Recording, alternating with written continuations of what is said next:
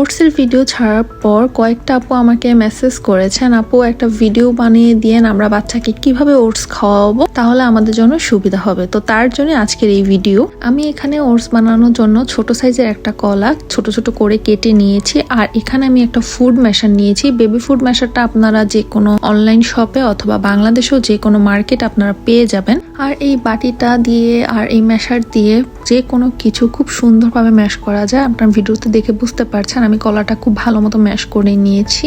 তারপরে আমি এখানে 3 টেবিল চামচ ওটসের গুঁড়াটা দিয়েছি, তার সাথে 75 ml পরিমাণ দুধ দিয়েছি। আপনারা কম বেশি করে নিতে পারেন, কোনো সমস্যা নেই। আপনার বাচ্চাকে আপনারা যেরকম কোয়ান্টিটিতে খাওয়াতে চাচ্ছেন সেম ভাবেই করবেন, বাট থিকনেসটা এভাবে হলে খেয়ে বাচ্চারা মজা পায়। ভিডিওতে দেখে আপনার এটার ঘনত্ব নিশ্চয়ই বুঝতে পেরেছেন। আর চেষ্টা করবেন গরম দুধ নেওয়ার, এতে করে এটা খুব ভালো মতো ম্যাশ হয়ে যায়।